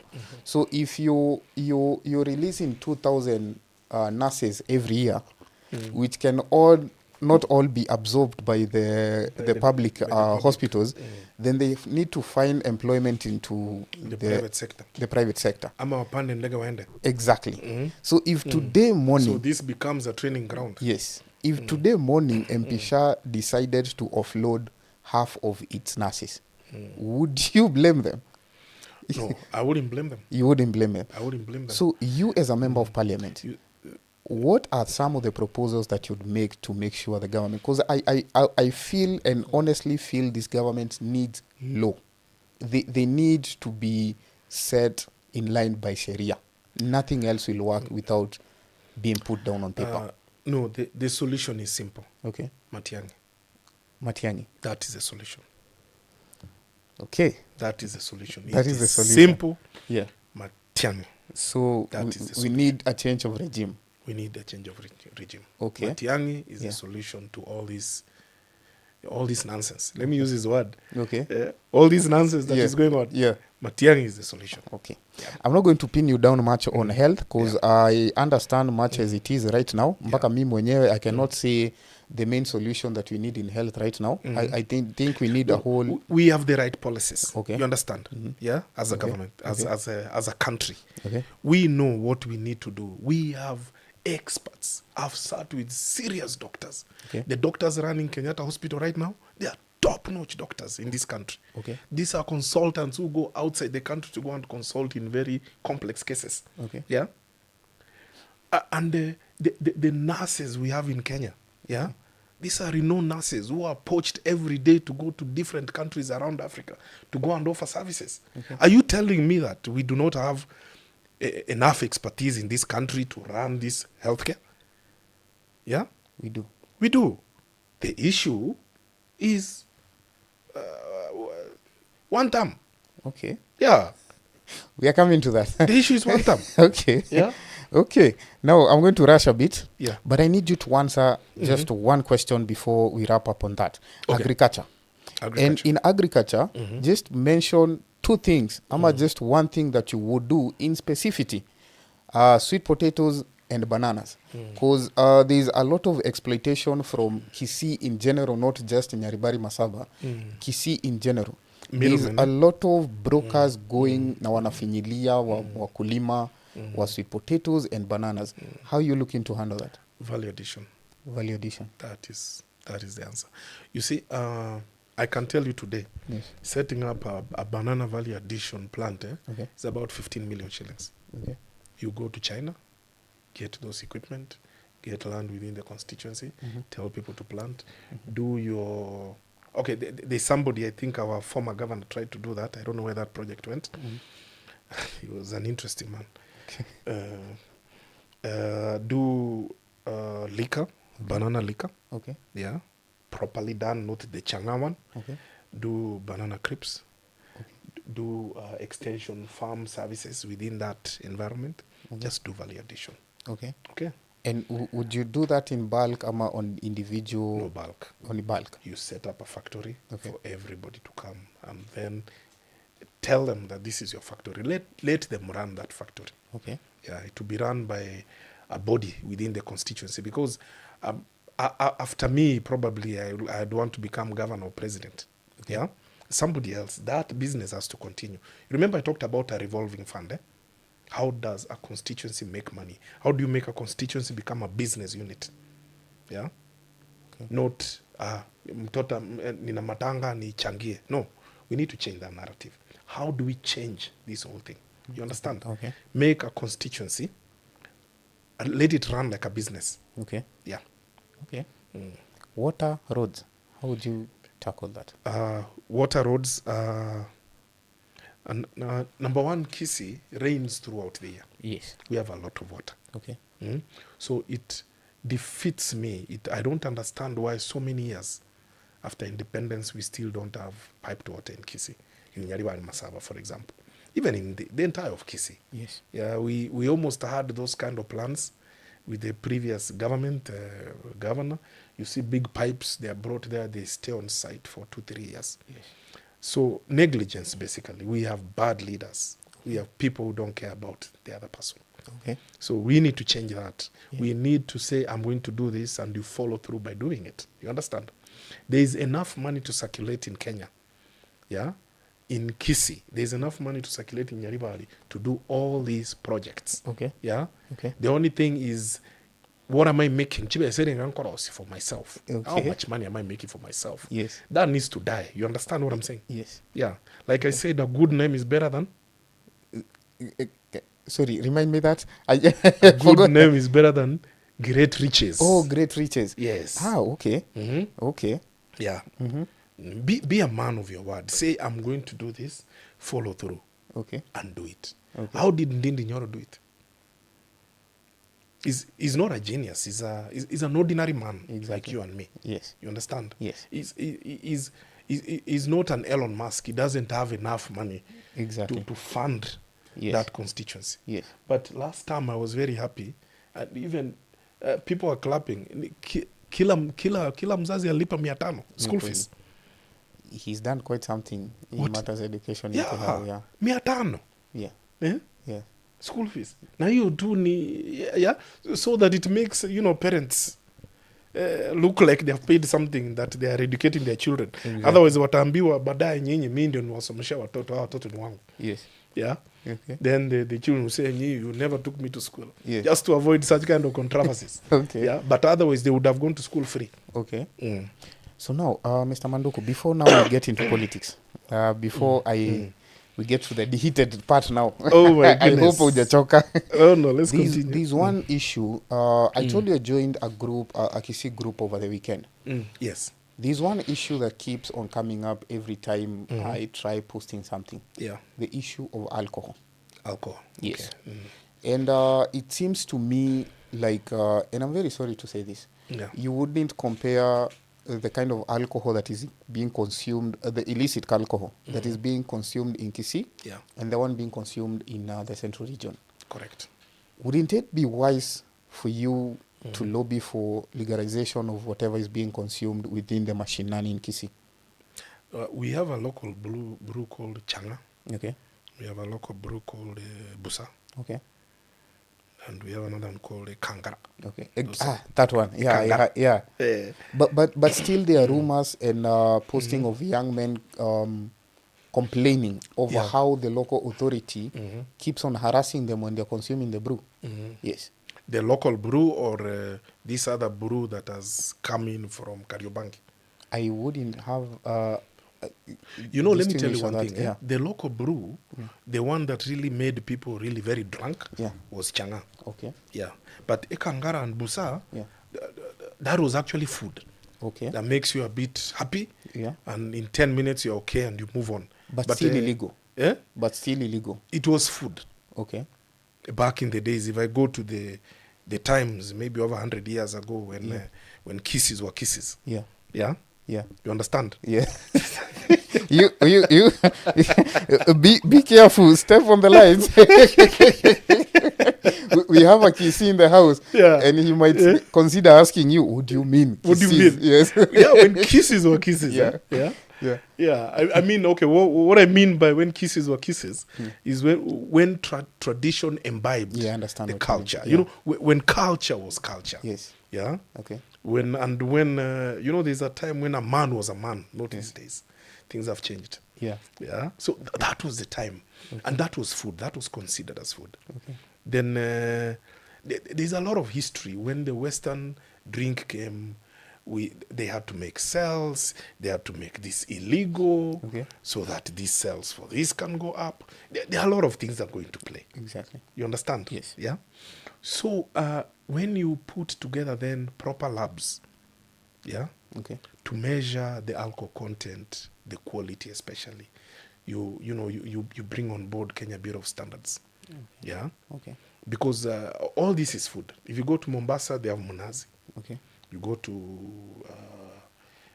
Ukambani, they have, what do they call their drink? I do not know. Yeah, I have forgotten the name. Okay. You go to Central, they have Central have nothing. They do. They have a, very crude they have a weapons local called brew. alcohol. No. That is this one that is bottled at Kariobangi. Okay. Yes. Yeah. And that is what is killing the Yes. Central youth. And that is what Nani was fighting. Mheshimiwa Yes. Rigiji. Yeah. That is what he was fighting. Okay. Because it was killing. Ilikuwa inawaua sana. Okay. Hii ni Kariobangi. Okay. They bottled and they get fake stickers and etc. Yes. Yeah. So you bring on board KEBS, Kenya Bureau of Standards. Okay. Yeah. You agree. You can give them the formula of manufacturing this thing. Okay. Then do it in a clean environment. Okay. Most of the time, I think why they fight this bruise is because the environment which it's made in, it is very, very, very bad. Okay. Yeah. Give them proper equipment. Yeah. Okay. Kama mama anataka ile sufuria kubwa ya kuingia watu 5 ndani, mpatie atengeneze in a clean environment where these people who do foods and something sanitation and etc. They come check the environment. It has tiles, a clean place. Okay. Yeah. Then certify your product. Okay. It is a good drink. Yes. Okay. Okay. So just put proper measures. Measures just to make sure. and produce it. You even pack it. Okay. That can be a revenue source for Kisii. Okay. Kisii, Chang'aa from Kisii. Do you think the brewers will adhere to the packaging stuff? Because I think that comes with the implications of now taxes and all that. Yes, if they're making money from that, right? Okay. Tax. There's nothing wrong with paying taxes. Okay. Yeah. Okay. But pay taxes within, within reasonable bounds. Okay. Like now you are telling us to start registering our cars. I mean, who does that? Okay. Yeah. Yeah. What kind of money are you looking for? Okay. We have about 30 million cars in the country times 2,000 shillings. Yeah. Do you want to pay our tax? Do you want to pay our loan that you took that is standing at 12 trillion? Okay. Yeah. Do you want to raise 6 trillion now? And if that is the case, and for sure you're going to pay, then go ahead. Okay. But if you're going to put that in your pocket, Yeah. then I'm not boarding. Oh, okay. Yeah. Quite interesting. Let me get into that. It wasn't within the conversation, but let us get to that before we get to the Gusii alliances. Yeah. Now, one would argue that the move by the national government to get inspections for all the vehicles in this country, and in matters to what the president has kept on repeating about environmental issues and conservation and all that, it would say that there is a very huge agenda other than the levy collection part of it that lies within vehicles being inspected. Yes. So if first, if you're talking about environmental conservation, I'll throw you to another area. Why are you cutting 100 acres of Meru forest to put a state house and a golf course? Okay. Which environment? And that is the catchment area for that eastern region. For rain. Yes. Aren't you killing those people? Okay. Yeah. So what environment are you purporting with a couple of cars that are emitting some fumes, and you already got some money for carbon credit the other day? Okay. Yeah. So what are you looking for? Okay. 100 acres of carbon, absorption. Yes. Versus a few cars which you want to, get money from. Okay. So, I mean, but the what are we talking about? The president of this country keeps on telling us he sees things we do not see. So probably this one man has issues we've not seen hapa mbele that might affect our environment. I mean, he brought us the vaccines for the cattle and we said no. Probably we keep on destroying our environment as we go move on. Through cattle. Yes. And they brought Ebola and we have said yes. Yes. Yeah. So you United Opposition people just want this regime gone. No, this regime, it must go. Okay. I know it's going to be difficult. Okay. Because he's the one who's holding the sword. Okay. We have people like Kimani Ichung'wah who are supporting him very much. We have people like all of them, you know them. The CS Interior. Okay. A good gentleman, but when he akajoini Mrengo sasa naona mambo yake anatunyanyasa sana. Okay. So the fact is we need proper governance. We are not getting proper governance. Okay. That's why the Gen Zs are out all the time. Okay. You understand? Yeah. a few more people have disappeared again. Okay. Mm? Okay. You saw that, eh? Yes, I saw that. Yeah. So where are we headed as a country? Okay. Kama kazi yetu ni kuua watoto wetu. Yes. Mm. Just one more question, because we are getting to that.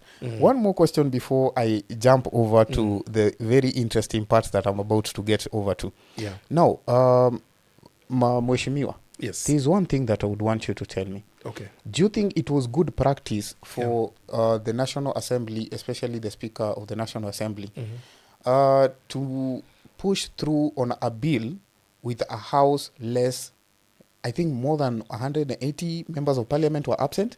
I think it's about 188 members of Parliament were absent on that day. Do you think it was good practice? Do you think it was ethical? Let us start there. Or moral even? No, it's... there are rules that govern the House. Okay. There's something that is called majority. Okay. And majority is not the number of people who are sitting there at present. Okay.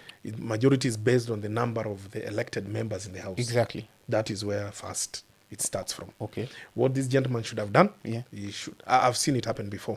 Okay. When you don't attain the majority, Yeah. you adjourn Okay. and wait and look for those members to come and form a majority. Okay. Yeah. Because I think the main issue here we are having with our members of Parliament, and this quote was actually made by one of your very good friend, the former CS for Education, Bwana Machogu, and he said the issue we are having in this country is the issue of legality and morality. Yeah. Because on one hand we hold the law to action when it suits you as a person. My apologies. I caught a cold this morning. It's okay. So, on the other hand, we try to, and this is why your friend Dende Nyoro is getting a lot of fire, because there's the issue of legality and morality. Yeah. It is what is right, and then there is what is legal. What is legal? And the people in Parliament right now, you being one of them because you're headed to that direction, have so much brains that you have found a way to connote the whole legal system, and you've found a way to play with it. To make it swing exactly. in your favor. Yes. All the time. It is not illegal to do this, but is it moral? And I think the house called the Parliament is a house that should be governed, but that should be governed by both the law, because the law comes from that house, and morality. Yeah. Because now if we cannot balance both law and morality, then we have a very huge disconnect between what we are calling the law right now. Because in the Constitution itself, it dictates that what is legal must be moral. Yeah. And it is actually enshrined within our Constitution. And I believe what was used to pass the bill, the finance bill that is going to govern us within the next 12 months, was not legal, was not moral. It was legal, but was it moral? My friend Machogo was right. Okay. What he said that whatever they did was immoral. Yeah. That is correct. Okay. Because you must have a simple majority in Parliament to be able to pass anything substantive, especially a budget. Yeah. So I don't know what happened and where the parliamentarians went. And I think we need to mark all of them and make sure they don't come back. Okay. Yeah, we chase them at the ballot. Your friend being one of them. Yes, we must chase him at the ballot. Okay. Yeah, you understand? Yes. Okay. So, this, last time when the Gen Z, last year when the Gen Z went out in the streets, this NTSA thing was part of that. It was supposed to be law. It was part of it. Okay. And this time it has been sneaked at the back window through the NTSA corporation. Yeah, I don't know. I didn't see it in the.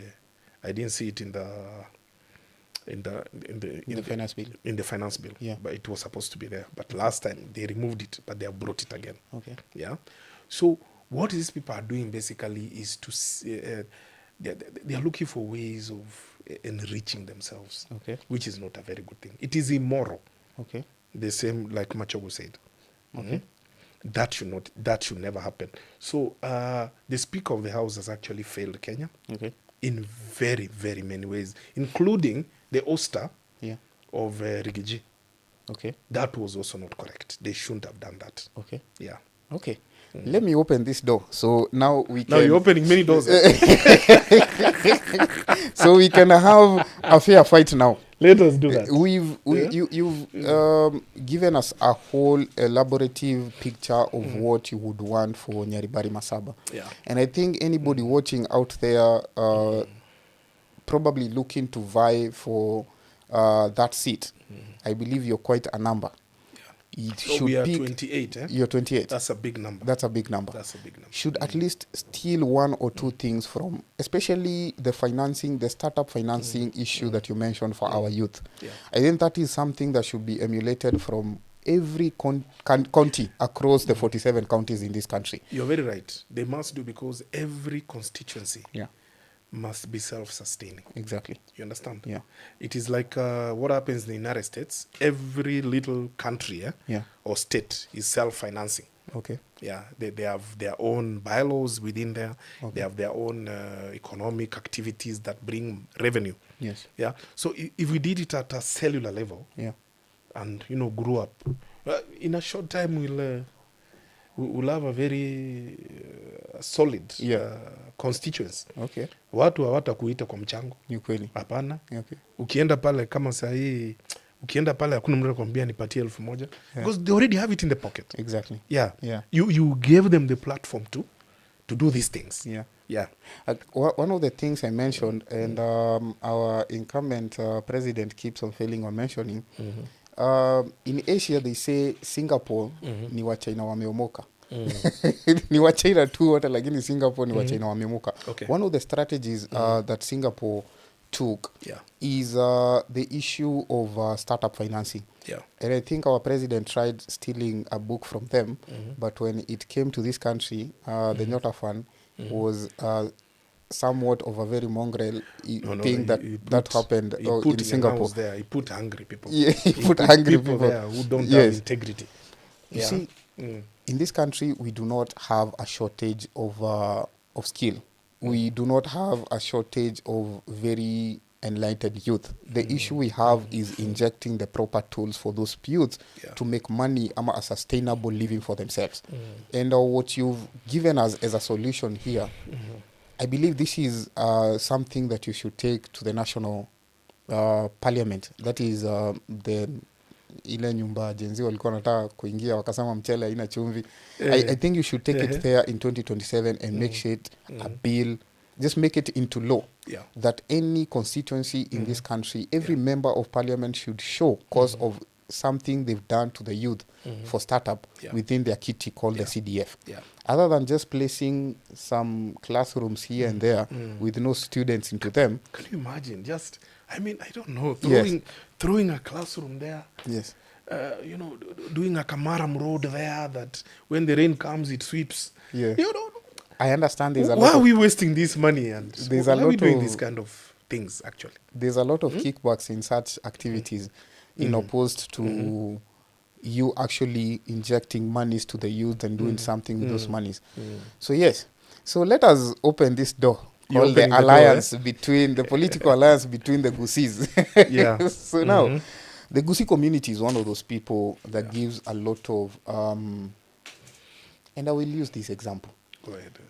The Right Honorable Raila Amolo Odinga. Some would say that the only thing that gave him the heads up, gave him something to bargain with to the national government, the regimes that existed within his time, was the Gusi community.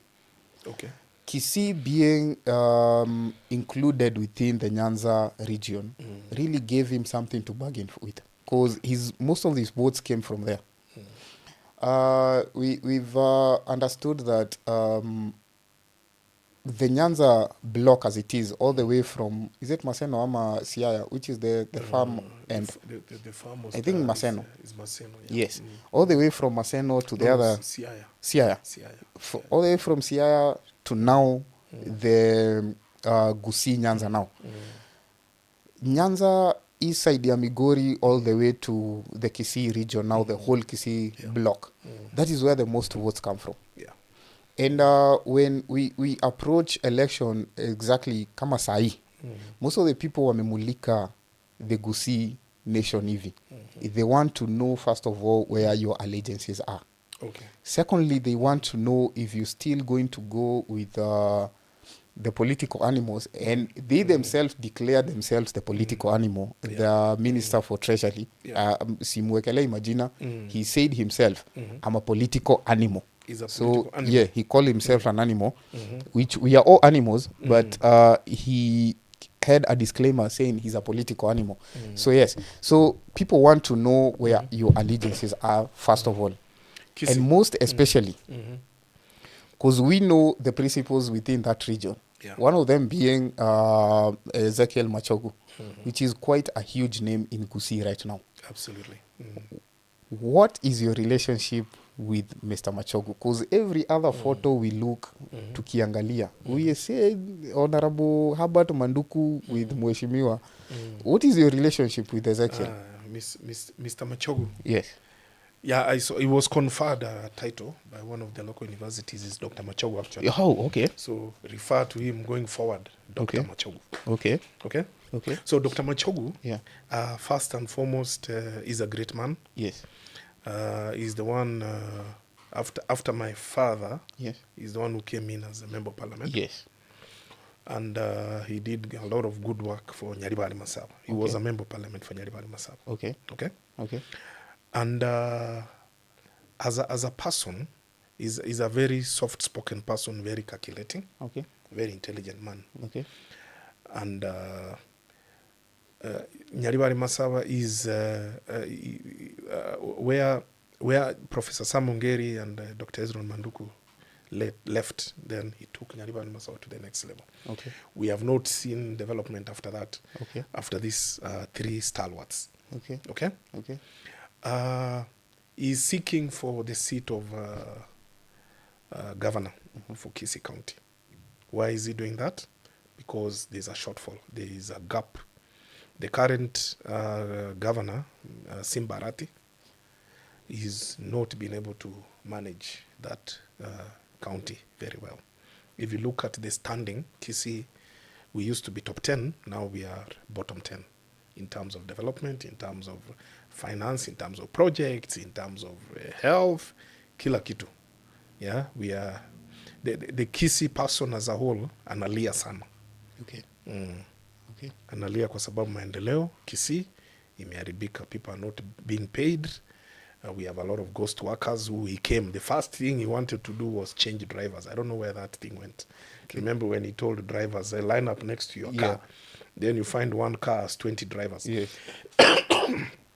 That's from the former regime.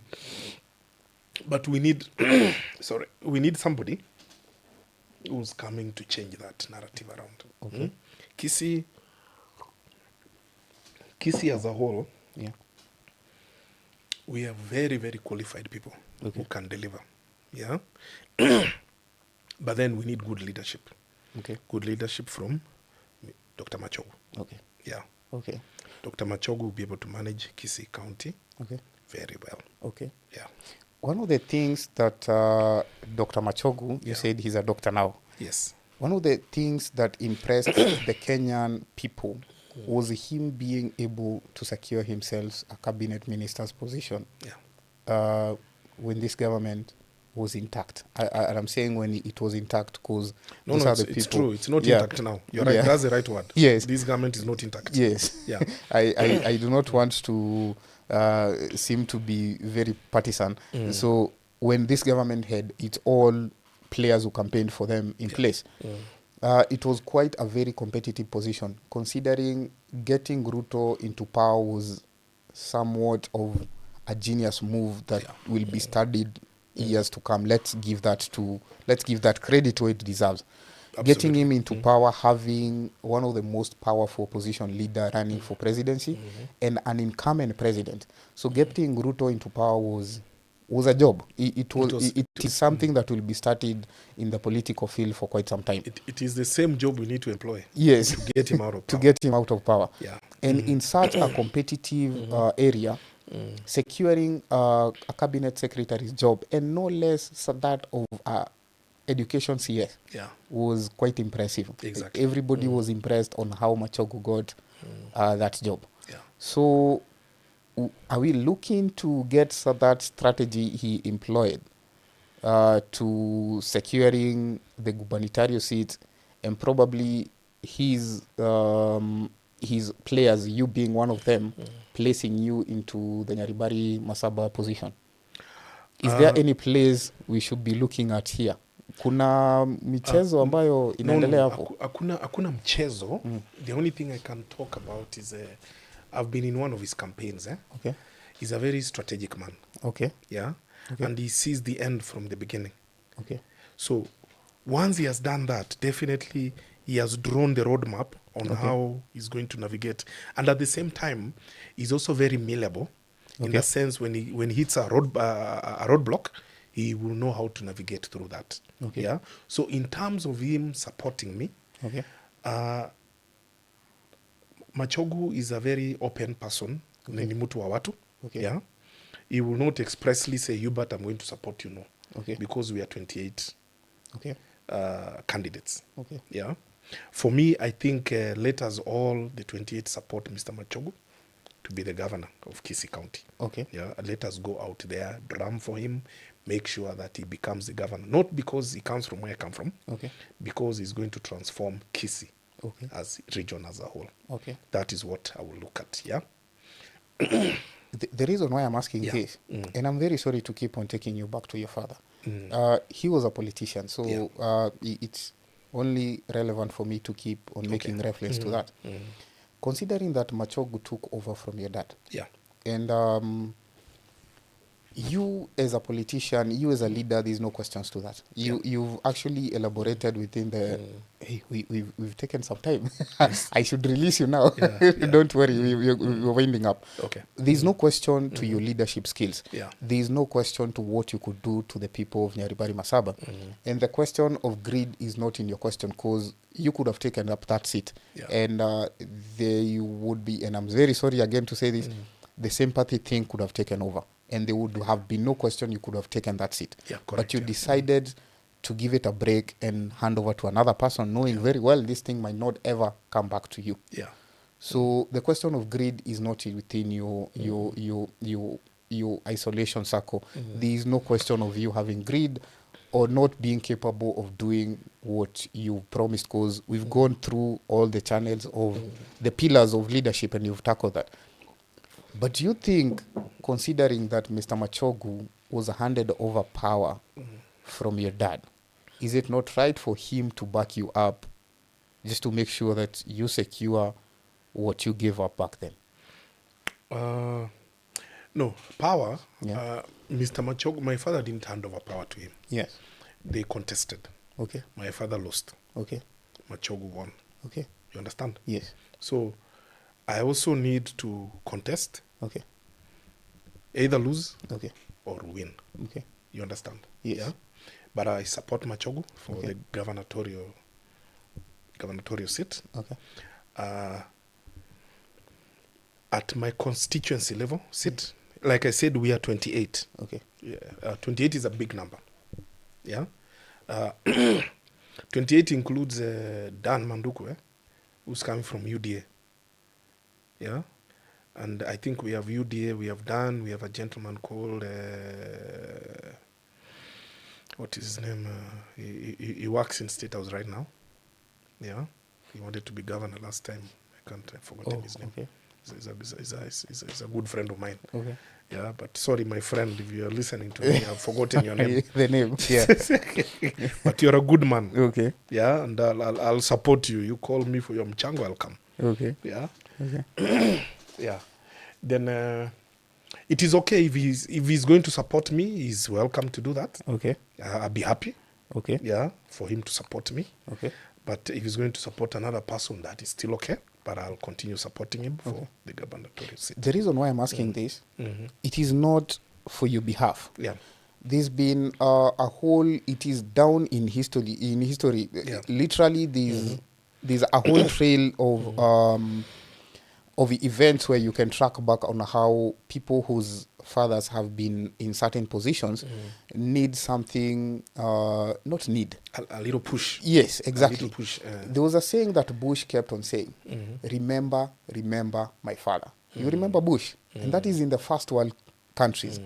President Bush kept on reminding people that the first Bush had some jobs, and the only people, he actually went further and said, within the genetics, I only think it is only right that what he left undone, it is in my DNA for me to continue with that thing. So it is, you don't have to feel the guilt of you asking for that. It is not your, it is not your heritage right. It is right. It is what is in the history. If you look at when the former president Uhuru Muigai Kenyatta was being campaigned for, I remember something that John Michuki told the people of Mount Kenya. And I'm only making reference to this so you can get where I'm coming from. Okay, I'm not trying to push you to that point where you feel there's something owed to you by the people of Nyaribari Masaba. It is there in history. It's been done. The former CS, that is minister, that is John Michuki, told the people of Mount Kenya that there is some work that was left by Mzee that only the son can finish. You understand? Right. There is a direction that Mzee knows. Only the son can, only the son can finish and understand.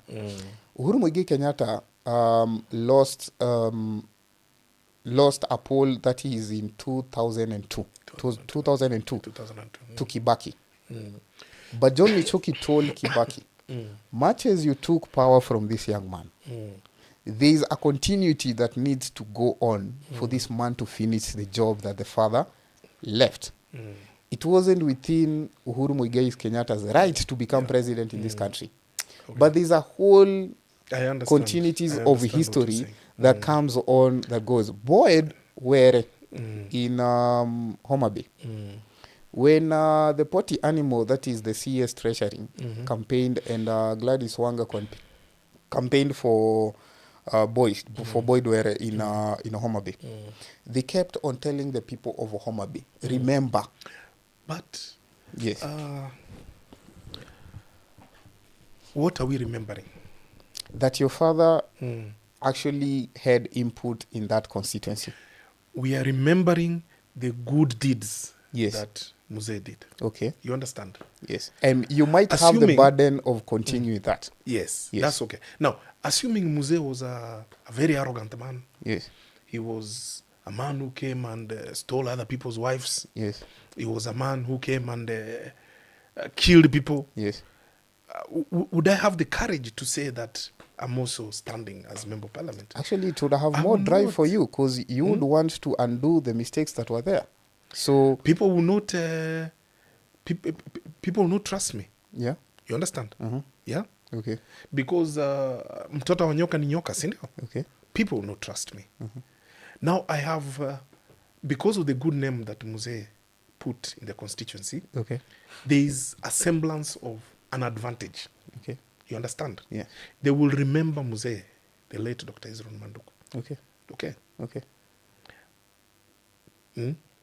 So this is an independent person, and Machogu is an independent person. That is what you're trying to say. No.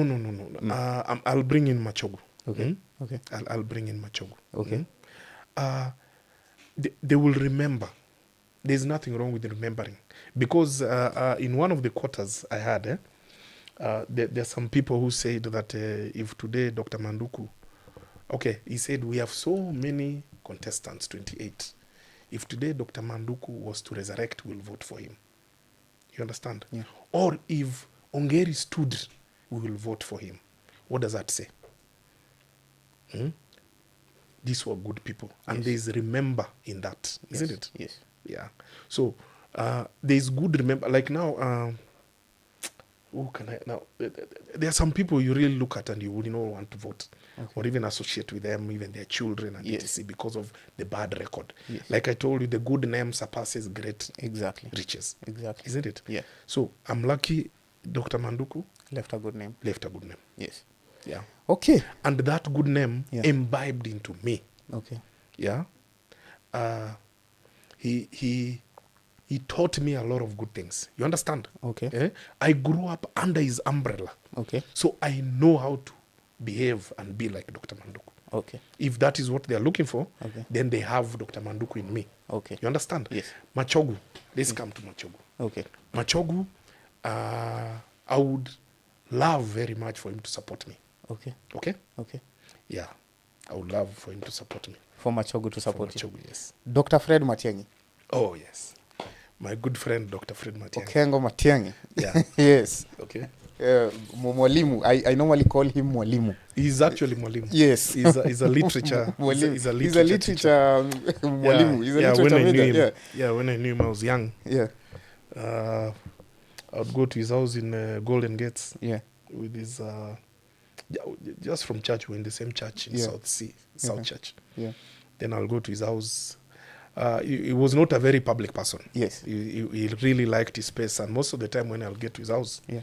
he's busy with his laptop. That time I think I was in high school or something. Yes. He's busy on his laptop. He's doing, I was very fascinated, but he was very quiet. He glitters, will go in, eat, get out. Yeah. Do things that young men do. Yes. Young boys do, Yeah. play and etc. Okay. But he was a very welcoming man Okay. in his house. Okay. And he grew up. He was a friend to our family, to my father. Mm-hmm. Yeah. Okay. Then he became the right-hand man of Mheshimiwa Nyachai. He was his scribe. He used to make sure his speeches are okay. Yeah. He was in his think tank of Mr. Nyachai. Yes. Mheshimiwa Nyachai, the late. Yeah. So he has actually grown through leadership. Okay. Yeah. Okay. People like Nyachai mentored him. The Railas mentored him. Okay. My father is had a hand in mentoring this fine man from Kisii. Okay. Yeah. Yeah. So for me, I think is to pray for him to be our next president. Oh. And he is looking very good according to the statistics. He's looking very good. Okay. And I'll continue praying for him. I'll support him. Okay. Yeah, in whichever way. Yeah. Okay. But he's actually the person we need to change things around. And would that support divert if nominations didn't go your way? Sorry? Would your support for Dr. Fred Matiang'i change if you didn't get the nomination for Jubilee candidature?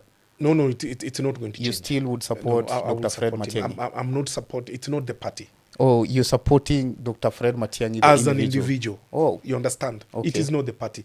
Today, Matiang'i can go independent. I'll still support him. Okay. It's not the party. The party, well, it is good to be associated to some vehicle. Okay. Yeah. Okay. For better negotiation. You know how things happen. Okay. Yeah, you negotiate, you come together as a political bloc. Okay. Yeah, it is good to be identified somewhere. Okay. But then him as an individual, as a person, Okay. he passes the mark. Okay. He ticks all the boxes. He ticks all the boxes. He ticks all the boxes. And is there a disconnect in Kisii? Because much as we would say the current governor for Kisii, that is Simbarati, he's mostly known for a very aggressive approach in politics, as he was in Kawangware before. Yeah. Would you say there's a disconnect in Kisii in the support of Dr. Fred Matiang'i? Unajua kila mtu anajipigania, eh? Yes. Yeah, he wants to come back as governor. Yeah. He has his vehicle called ODM. Yeah. They are our leader. Yeah. The right honorable, the late alituacha kwa mataa. Ni ukweli. Yeah, people have to struggle and get relevance. Okay. You understand? Okay. So in terms of Kisii, Yeah. there is no disconnect about Matiang'i. Okay. In the entire of Kisii. Okay. Is probably if this gentleman is disconnected, Okay. I think he's disconnected by himself. Oh, okay. Yeah, and the reason he has done that is Yeah. because all these parties, they're all filled up. Okay. You understand? Yeah. So leaving ODM to come to Jubilee, for example, Wouldn't it make might sense. be late in the day for him. Okay. You understand? Yeah. I'm sure deep down he's wishing, how can I be part of Jubilee? Yeah. Yeah, and move as a Kisii. Okay. But then he has a big seat in ODM. He's the deputy leader. Yeah. He's the deputy leader. Yeah. And being a deputy leader, you can easily be the party leader tomorrow. Yeah. You can never know. Yeah. Yeah. So he has a big seat which he needs to defend. He has a big party which they need to bring Sifuna on board and make sure he continues to stay there, so that the party continues being strong. Yeah. He has a big task, that young man. Okay. Yeah. Okay. So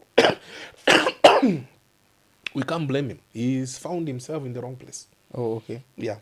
He, But otherwise, deep down, if you talked to him, he will support Matiang'i. he would support Matiang'i. Yes, 100%. Oh, okay. Yeah, Very but he's in the wrong place. He's in the wrong place He's in just ODM. in the wrong place in ODM. Even including this gentleman from South Mogirambo, Silvano Sosoro. He also found himself in the wrong place. Yeah? Yeah. Yeah. So, But he cannot come back. He's in UDA. He cannot come back to Jubilee. Osoro seems to defend the president with a personal agenda, not political even. Absolutely. He that is personal. Yeah. He's done very well personally. Yeah, he seems to himself. defend the president in a very personal area. Exactly, because he has done himself well personally. Yeah. Yes. As we wrap this up, tell us one thing about the party now. Jubilee and now, Party. yes, and now the united opposition. United opposition. Because now these worries we have as Wananchi of we have so many contenders within the united opposition that all want to be the president. There can be only one slot. We can only have one member of parliament in Nyaribari. Yes. Yeah, and we have 28 candidates. Yes. Yeah, okay. The people are going to choose. The people are Tuuze going to choose. sera zetu Yeah. vizuri. Okay. Yeah. Let us talk to the people. Okay. Let us be close to the people. Okay. Tusikize watu. Okay. Naona vile nani anafanya namna hii. Tusikize watu. Tusikize ground, tusikize ground. Okay. And then God for us all. Okay. Yeah. Wow. Is there anything else you'd like to tell the people of Nyaribari Masaba before we check out? Yes, the people of Nyaribari Masaba. Yeah. My final message to Nyaribari Masaba. Now, Nyaribari Masaba, potentially, it is very, very, very enormous. Yeah, together we can build a constituency. Yeah, Nyaribari, that creates opportunities for our youth, empowers farmers, improves services, and attracts investments. Because of the model that I'll come up with, and we make sure that Nyaribari is a very good constituency. We are going to turn things around in Nyaribari, and and I commit as engineer Hubert Manduku that I'll be accountable, yeah, and I'll be reliable, and I'll be service oriented, yeah. So the people in Nyaribari Masaba, come 2027 August, nawaomba munifanye nikuwe mjumbe wenu. Asante sana. Well, that is it for you. Yeah. You've heard the Nyaribari Masaba Encyclopedia of Thoughts and Development. So basically, this gentleman came here. We've had some offline discussions, but I did not get the whole scope of what he can do for these people of Nyaribari Masaba. And one thing that caught my attention is the model of startup financing. This country has had challenges of accountability within anything that involves money injected to the people. Now we have just one gentleman by the name Honorable Hubert Manduku, who has a solution to what you would call a youth way out of unemployment. We've had so many youth in this country with the skills that go overboard, people even hacking financial institutions in this country. Those are youths that only lack a way out of the streets. Wanasemaga kutoka block. Now Nyaribari Masaba youth, you have a way out of the block. This is one person that you need to get within your thought of voting. Analyze him. You have 14 months up to the election time.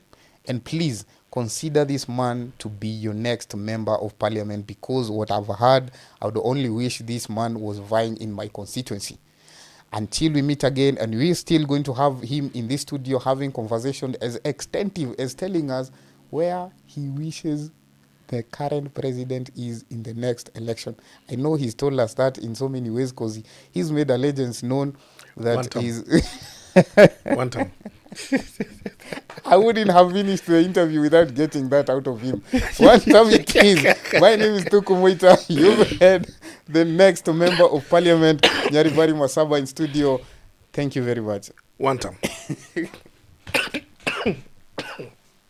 JG, take a